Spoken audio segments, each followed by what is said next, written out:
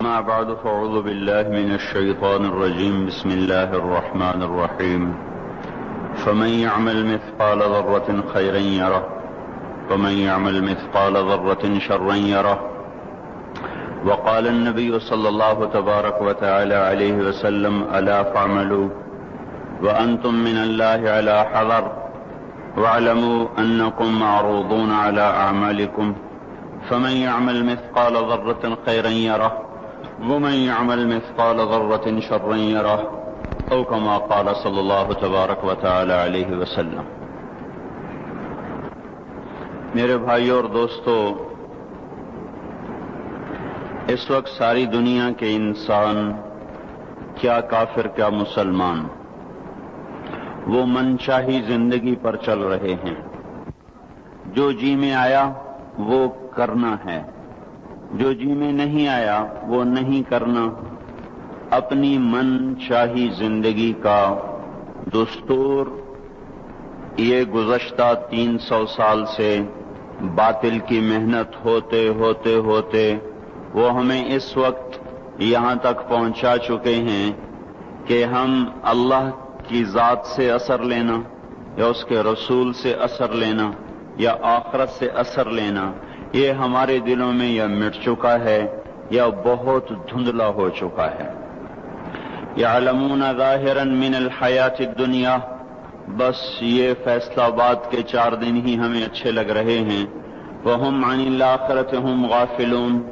اور موت کے بعد جو آنے والی زندگی ہے اس سے یہ سارا جہان غافل ہے۔ اور یہ کائنات اللہ کی ہے، یہ زمین اللہ کی ہے، عرش فرش اللہ کا ہے۔ یہاں وہ ہوگا جو اللہ چاہتا ہے، یہاں وہ نہیں ہوگا جو دنیا کے بادشاہ چاہتے ہیں، صدر وزیر فوجیں چاہتی ہیں، بلکہ ان الامر کلہ للہ، ساری حکومت وہ اللہ تعالیٰ کے ہاتھ میں ہے، اور وہ من قبل ہے شروع سے، اور من بعد ہے آخر تک، ہمیشہ تک۔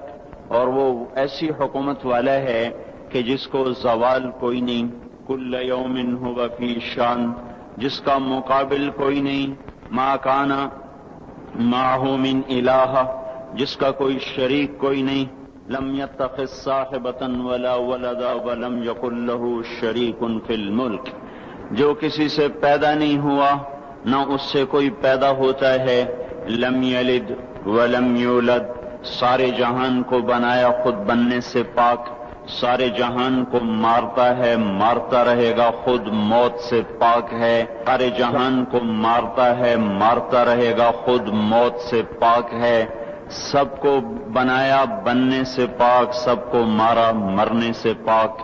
اپنے ارادوں میں وہ کامل ہے، ما شاء اللہ کان، وہ جو چاہتا ہے کرتا ہے، وما لم یشاء لم یکن، وہ نہ چاہے تو کوئی کروا ہی نہیں سکتا، وما تشاءون الا ان یشاء اللہ رب العالمین، تم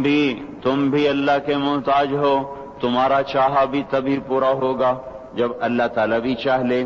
فرعون کی ساری طاقت لگی کہ موسیٰ علیہ السلام کو ذبح کرنا ہے، اللہ کا ارادہ ہوا کہ ہم نے زندہ رکھنا ہے۔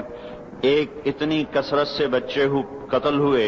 کہ اس کی اپنی قوم نے کہا تو حکومت کس پہ کرنی ہے، 1 سال چھوڑو 1 سال مارو۔ جس سال چھوڑتا تھا اس سال ہارون علیہ السلام اللہ نے پیدا فرمائے، جس سال قتل کرتا تھا اس سال موسیٰ علیہ السلام کو اللہ تعالیٰ نے پیدا فرمایا، حالانکہ اس کا عکس کرتا تاکہ معاملہ آسان ہوتا، لیکن اللہ کی قدرت کو کون جانتا۔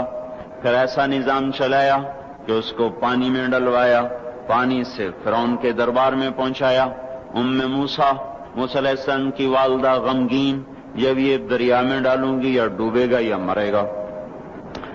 اور اس سے بچانا چاہتی ہوں تو اس موت میں جا رہا، تو اللہ تعالیٰ نے ارشاد فرمایا فَإِذَا خِفْتِ عَلَيْهِ فَأَلْقِيهِ فِي الْيَمِّ، اسے سمندر میں دریا میں ڈالو، وہ دریا اسے کہاں لے جائے گا،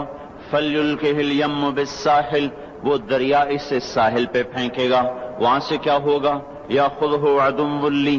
میرا دشمن فرعون پکڑے گا، وَعَدُوٌّ لَّهُ، اس کا بھی دشمن ہے، اس کو پکڑ لے گا۔ تو موسیٰ علیہ السلام کی والدہ کے جی میں آیا، یا اللہ جس سے بچانا ہے وہی اس کو پکڑے گا تو یہ بچے گا کیسے، وہ تو اس کو دیکھتے ہی ذبح کرے گا۔ تو اللہ تعالیٰ نے ارشاد فرمایا لا تخافی ولا تحزنی، نہ اس کی موت کا غم کھا، نہ اس کی موت کا خوف کھا، نہ اس کی جدائی کا غم کھا، انا رادوہ الیک، تو دیکھے گی میں اسے واپس تیری گود میں لوٹاؤں گا، وجاعلوہ من المرسلین، تیری زندگی میں میں اسے رسول بنا دوں گا۔ یہ دونوں کام تو دیکھ کے مرے گی، اس سے پہلے نہیں مر سکتی۔ وہ فرعون کی گود میں جائے یا تپتی آگ میں گرے یا وہ طوفانی موجوں میں گرے، بچانا جب تیرے اللہ کا ارادہ ہو جاتا ہے تو کائنات کا ہر سبب پھر حفاظت میں استعمال ہوتا ہے، پھر وہ ہلاکت میں استعمال نہیں ہو سکتا۔ اور جب وہ ہلاکت کا ارادہ کرتا ہے تو حفاظت کے اسباب بھی موت کے لیے استعمال ہوتے ہیں، جب وہ عزت کا ارادہ کرتا ہے تو ذلت کے اسباب بھی عزت کا ذریعہ بنتے ہیں، جب وہ ذلیل کرنے کا ارادہ کرتا ہے تو عزت کے اسباب میں سے ذلت نکلنا شروع ہو جاتی ہے، جب محبتیں لاتا ہے تو نفرتوں میں سے محبتیں نکال کے دکھاتا ہے، جب نفرتیں لاتا ہے تو محبتوں کو نفرتوں میں بدل کے دکھاتا ہے۔ اس کائنات میں میرے بھائیوں حکومت اللہ تعالیٰ کی ہے، یہاں وہ ہوگا جو اللہ چاہتا ہے۔ ساری کی ساری نمرود کی طاقت استعمال ہوئی کہ ابراہیم کو آگ میں جلا دو اور اسے ڈال دو، اور لکڑیاں اکٹھی ہوئیں، ڈھیر لگایا گیا اور ایسی آگ دہکی کہ اوپر سے اڑنے والا پرندہ بھی اس میں جا کے گر کے راکھ ہو جائے۔ اب ابراہیم علیہ السلام کو پھینکنے کا وقت آیا تو ان کو قریب جانے کا کون راستہ ہی کوئی نہیں۔ ابراہیم علیہ السلام سے کہنے لگے تو خود چلا جا، وہ کہنے لگے میں کیوں جاؤں، تم نے جلانا ہے پھینکو مجھے۔ اب پھینکنے کا طریقہ کوئی نہیں، قریب جائیں تو خود جلتے ہیں۔ شیطان نے ایک ہتھیار بنا کے دیا غلیل کی طرح، اس میں ڈال کے پھینکا، کپڑے اتارے، رسیوں سے باندھا، جب ہوا میں اڑے تو جبرائیل دائیں طرف آ گئے اور پانی کا فرشتہ بائیں طرف آ گیا، یوں جا رہے، درمیان میں ابراہیم علیہ السلام، ادھر جبرائیل، ادھر پانی کا فرشتہ، اور ابراہیم علیہ السلام خاموش بس اتنا کہہ رہے ہیں حسبی اللہ ونعم الوکیل، حسبی اللہ ونعم الوکیل، اس سے آگے کچھ نہیں بول رہے۔ اور ادھر پانی کا فرشتہ اس انتظار میں ہے کہ ابھی اللہ تعالیٰ فرمائے گا پانی ڈالو، آگ بجھاؤ۔ جبرائیل اس انتظار میں ہے کہ یہ مجھ سے کچھ کہیں تو میں آگے کروں۔ تو جب دیکھا کہ ابراہیم بولتے ہی نہیں ہیں تو وہ بے قرار ہو گئے کہ یہ تو جائے گا تو جل جائے گا، جبرائیل بھی تو یہی جانتے ہیں کہ آگ جلاتی ہے۔ کہنے لگے ابراہیم آپ کو کوئی ضرورت کوئی نہیں، تو فرمایا اما الیک فلا، ضرورت ہے پر مجھے تیری کوئی ضرورت نہیں، اما الی اللہ فنعم، بے شک اللہ کا ضرور محتاج ہوں پر تیرا محتاج کوئی نہیں۔ جا رہے، جب جبرائیل سے بھی نظر ہٹ گئی اور پانی کے فرشتے سے بھی نظر ہٹ گئی تو اللہ تعالیٰ نے براہ راست آگ کو حکم دیا نار کونی بردن وسلام علی ابراہیم، اے آگ ٹھنڈی ہو جا سلامتی کے ساتھ میرے ابراہیم پر۔ تو اللہ جل جلالہ نے ایسا ٹھنڈا فرمایا، اس کی گود کو ایسا، اس کے شولوں کو گود بنا دیا، شولوں نے ابراہیم علیہ السلام کو گود میں لیا، جیسے ماں بچے کو چارپائی پہ لٹاتی ہے ایسے آرام سے انگاروں پہ بٹھا دیا، آپ کو شفاف بنا دیا، یہاں تک کہ ابراہیم علیہ السلام کا باپ آزر جو جانی دشمن اور قتل کے در پہ، جب اس کی نظر پڑی تو اس کی زبان سے بھی بے ساختہ نکلا نعم الرب ربک یا ابراہیم، اے ابراہیم تیرے رب کے کیا کہنے، کیا ہی زبردست ہے تیرا رب۔ میرے بھائیوں، کائنات میں جو بھی شکل ہے،